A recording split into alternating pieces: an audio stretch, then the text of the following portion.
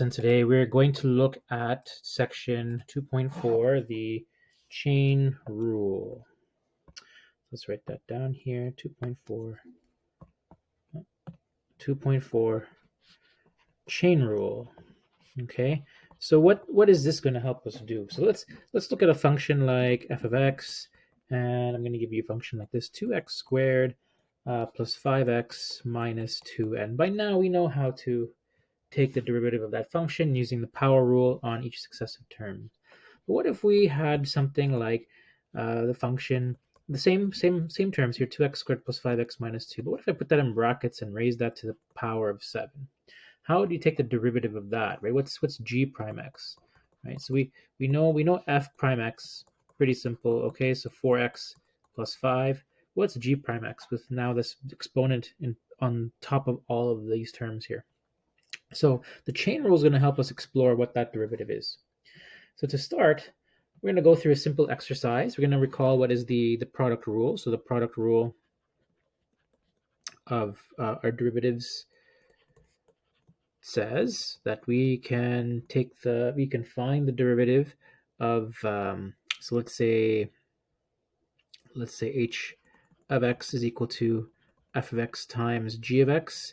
Then the derivative of h of x would be f prime x times g of x plus f of x times g prime x. So the derivative of f times g plus f times the derivative of g. Okay, so we're going to use this product rule to help us figure out chain rule here. Okay, so let's explore how to get chain rule. Okay, so let's look at a function. Let's call it f of x.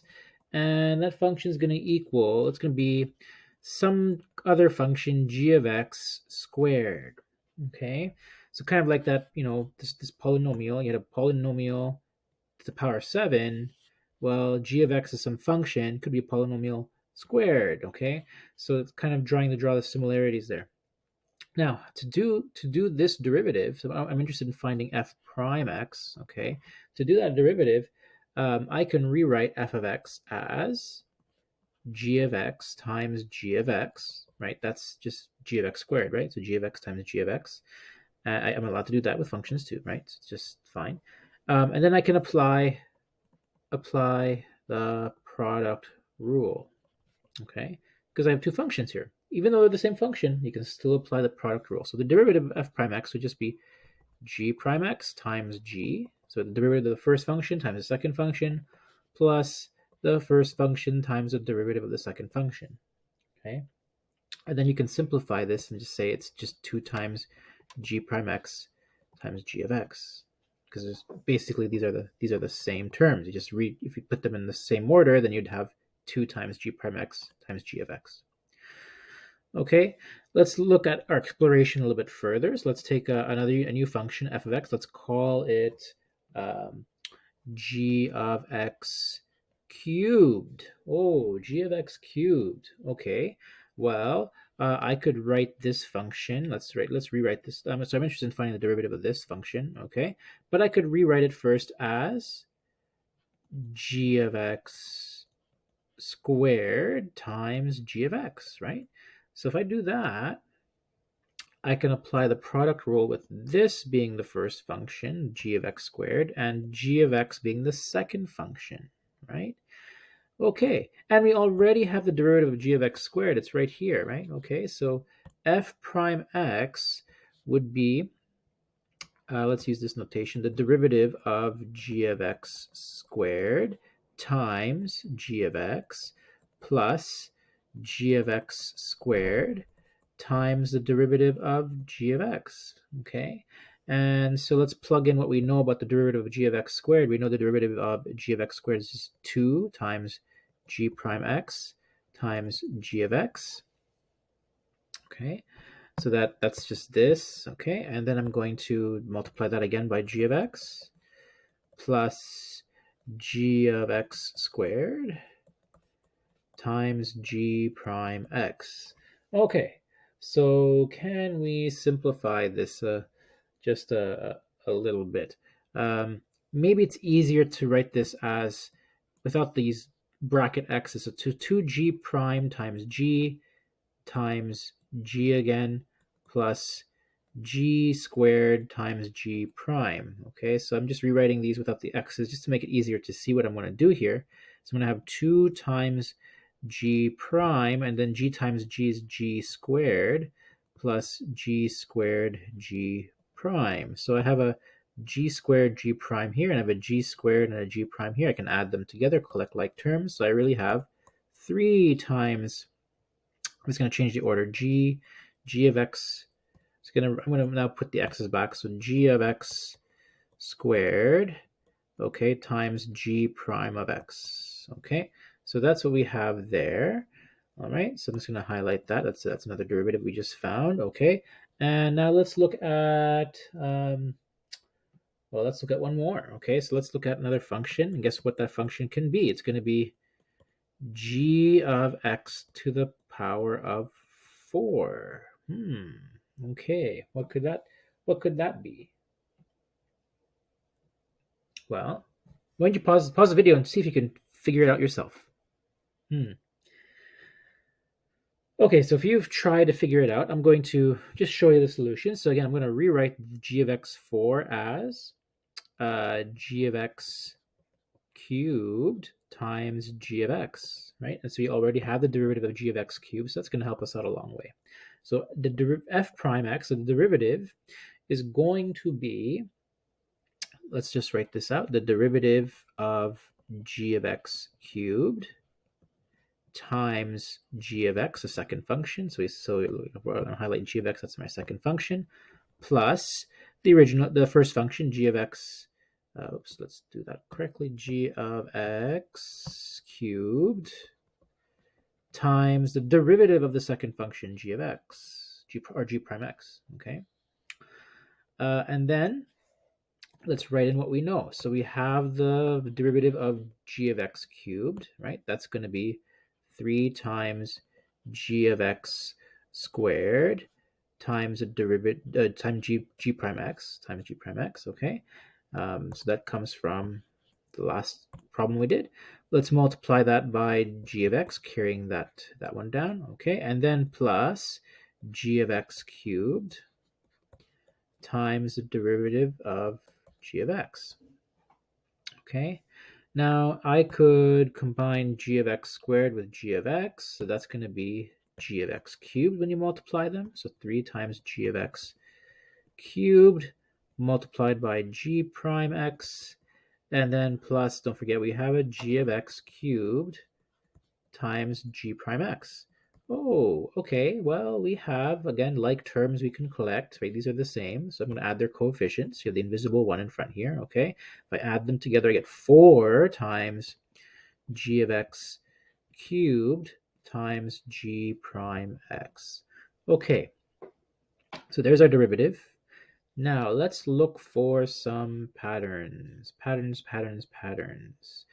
When I took, well, I'm going to write them out again. So when I did f of x equals, what was the first one? G of x squared.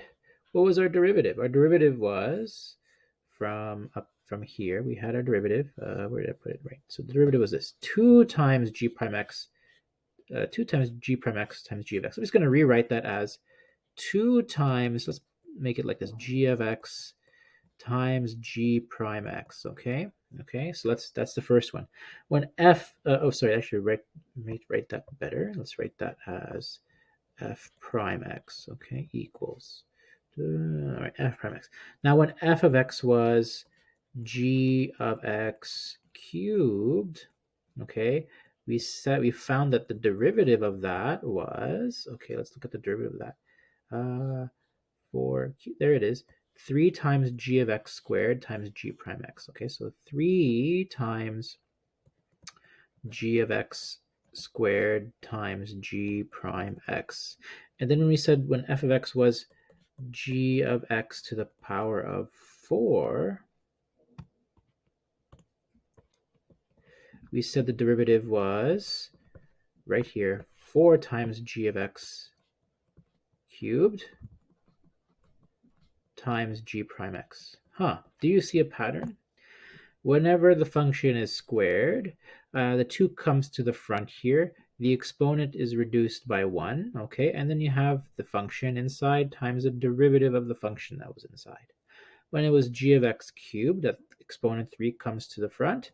You still got g of x. You reduce the exponent by 1, and you multiply by the derivative of g of x, the inside, okay? When the function was g of x to the power of 4, the 4 comes to the front. You reduce the exponent by 3. The inside is still g of x, and then you multiply by the derivative of what that inside function is, g prime x. That looks like a pattern is forming.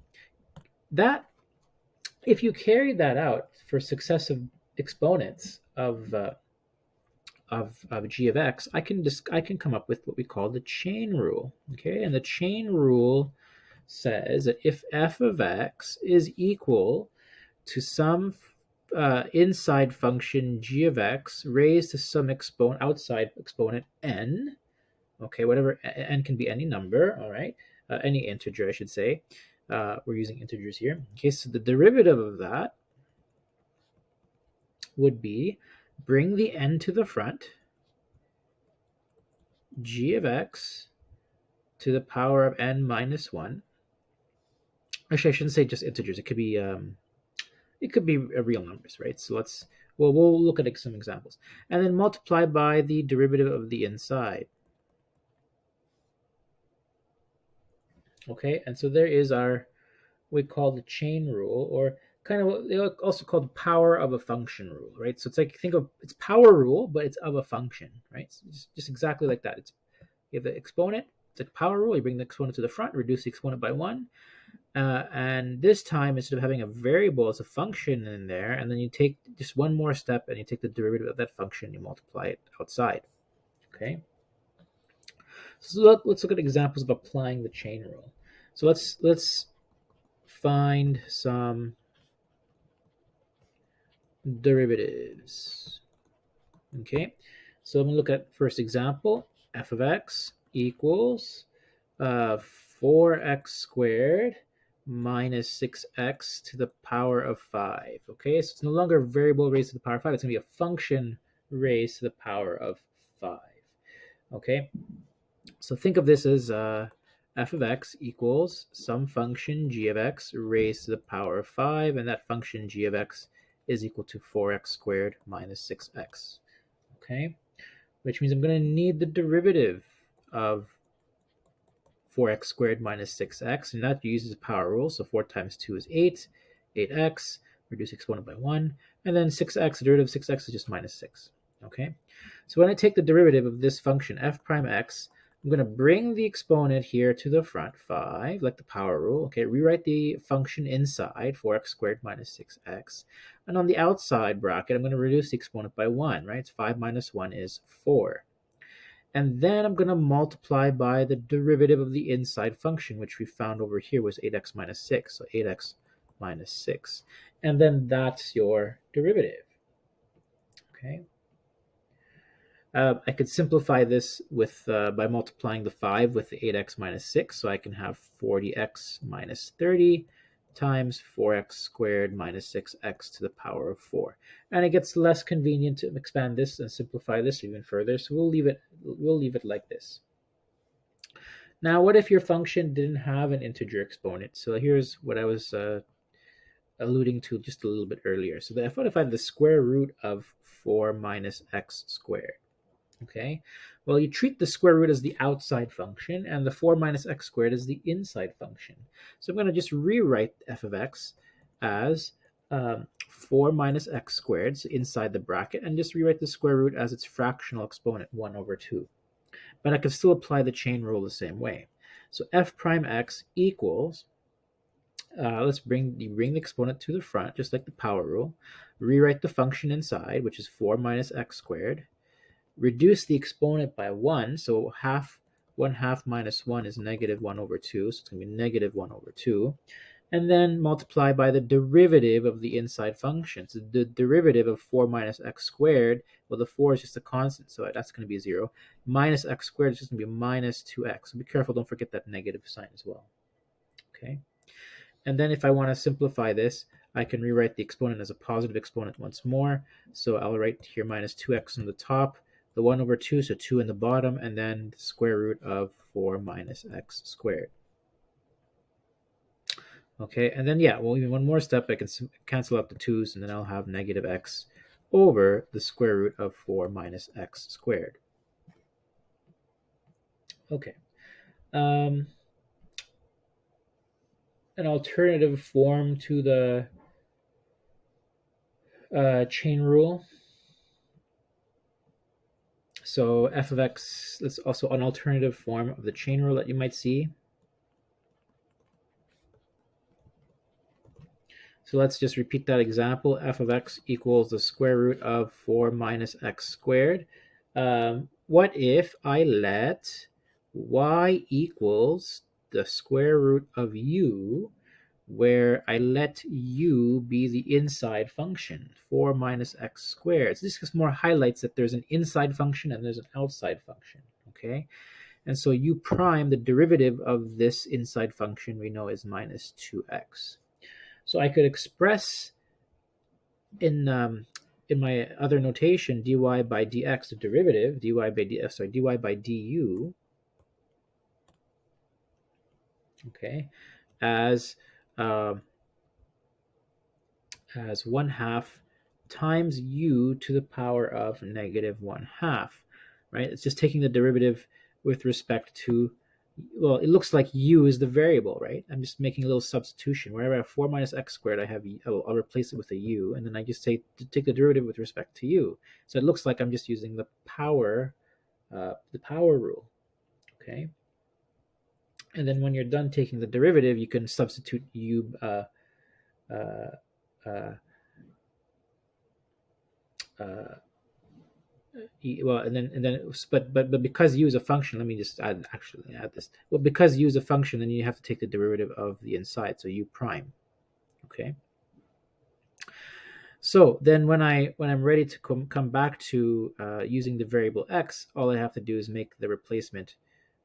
So 1 over 2 times the square root of 4 minus x squared, and then u prime is just minus 2x. Okay, and then I can simplify that to get what I had earlier. X, negative x over the square root of 4 minus x squared. Okay, so the alternative form, not used so much but in this course, but you may see it. Okay, so when you look at the derivative of f prime x in general, you take you're usually looking for the derivative with respect to x. So this notation, that variable down there just tells you, it's like the label saying we want the derivative with respect to x. But to do that, we take the derivative with respect to the substitution of u, okay, that kind of like that u replaced the whole function, and then you multiply by that by the derivative of u with respect to x. So the chain rule kind of just chains the derivatives, right? So those connect. So derivative with y with respect to u, but then the derivative of u with respect to x. So derivative of u with respect to x would be this piece here. The derivative of y with respect to u would be this piece here. Okay. We'll do more examples as we go on with that, so that it becomes more familiar. And this is called the Leibniz form of the chain rule. Okay, actually, I'll write it more formally. So the Leibniz form says if y equals some function with the input of u, and u is the function of x, so g of x, okay, and they are differentiable functions.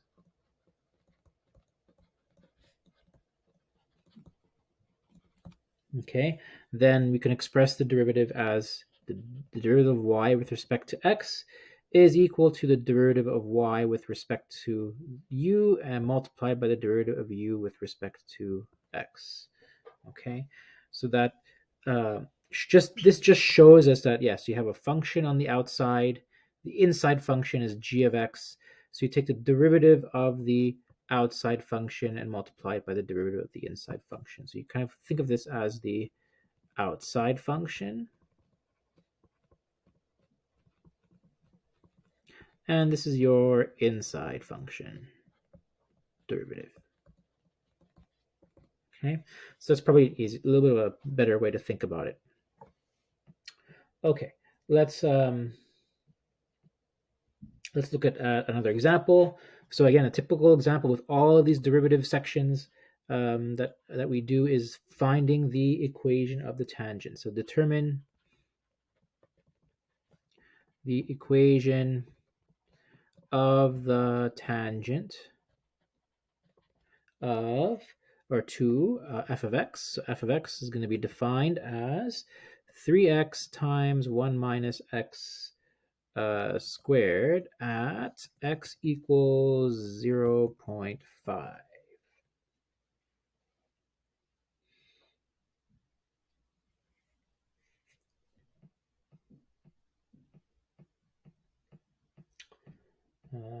Let me just give me a moment here. I think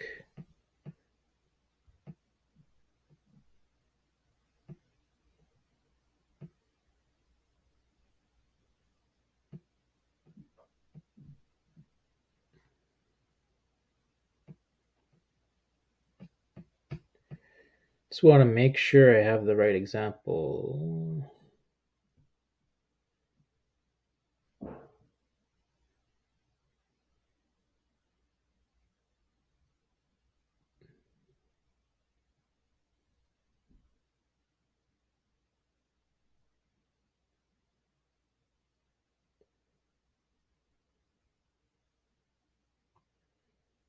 Yeah, let's go with this example, sure.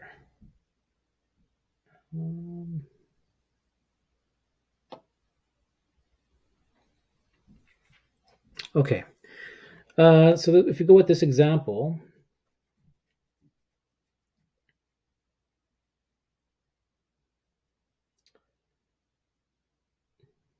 yeah, okay, so if we go with this is the example, what is the derivative? F prime x. Okay, 3x times 1 minus x squared. This is kind of going to be an interesting one, right? Because this doesn't exactly look like chain rule at first glance. Okay, it looks like I could have a function here 3x multiplied with a function here 1 minus x squared. Okay, and okay, so then if you have two functions here, looks like I'm going to be using product rule, right? Product rule. All right. So product rule says let's just call this one u, let's call this one v. So if u equals 3x and v equals 1 minus x squared, I'm going to need to use product rule. I'm going to need the derivatives of each of these parts, right? So u prime is just going to be the derivative of 3x, which is 3, and then v prime would now be the derivative of 1 minus x squared, and that's where I'm using chain rule. Okay, so chain rule says bring the exponent to the front. 2, rewrite the inside function 1 minus x, reduce the exponent by 1, and then multiply by the derivative of that inside function. So the derivative of 1 minus x is just going to be, well, the constant 1 becomes 0, the minus x just becomes minus 1. Okay, and then I could just simplify that to be negative 2 times 1 minus x. Multiplying the negative 1 with the 2, and then you get negative 2, and then I just don't need to write the exponent of 1. Okay, so product rule says derivative of u times the second function v plus the first function u times the derivative of the second function v. Plug in the pieces that you have. So u prime is equal to 3 multiplied by v, which is 1 minus x squared, plus u, the piece, u, 3x, times the derivative of v. So v prime, which we now have is minus 2 times 1 minus x, which comes from our chain rule. Okay, now, so that's my derivative. And I want to find the equation to the tangent line, to the tangent of this function at x equals 0.5. Okay, now I'm going to simplify this just a little bit. So I'm going to write this as 3 times 1 minus x squared plus 3 times minus 2 is minus 6. So I can write this as, instead of plus, I'll write this as minus 6 x times 1 minus x. And I'll just leave it like that. Okay, and then I'm going to use that to evaluate the derivative at x equals 5. So if you remember, the derivative is your slope of the tangent line. Okay, at x equals 0.5 in this case. So if I plug in x equals 0.5, 3 times 1 minus 0.5 squared minus 6 times 0.5 times 1 minus 0.5. So just wherever I have x, I replace it with 0.5. And if I evaluate this on a calculator, I'm going to get negative 0.75. So there's the slope of the tangent of my function at x equals 0.5, and the value of that slope is negative 0.75. To get my equation, I'm going to use the point slope form of my equation for a line. Okay, and the point slope form says y minus y1 equals m times x minus x1. And I'm just going to simply substitute values for x and y. Now I need the point, right? So if I know x equals 0.5, what is the y value? What is f of 0.5? I need to evaluate that too. Okay, so if you evaluate the function at 0.5, so 3 times 0.5 times 1 minus 0.5 squared, okay, and so again, where that comes from is your original function here, 3 times 0.5 times 1 minus 0.5 squared, okay, and evaluate that, you get a y value of 0.375. Okay, so you find your x, you find your y, plug them in, so y minus the y1, the y1 point is 0.375. We have our slope, which is from the derivative, negative 0.75, times x minus the x we want to look for, 0.5. And there's your equation of the line. Now, if you're more comfortable with the y equals mx plus b form, yeah, I can convert this back to y equals mx plus b form. I'm going to get negative 0.75 x plus, if I move the 0.375 over to the other side, I have that. And then plus, 0.75 times 0.5 is 0.375 as well. Okay. And if I simplify that, I should have negative 0.75x, that's my slope, times x, plus the y-intercept of 0.75. Okay. So there is an example for that. And I believe we will leave the lesson right there. Okay.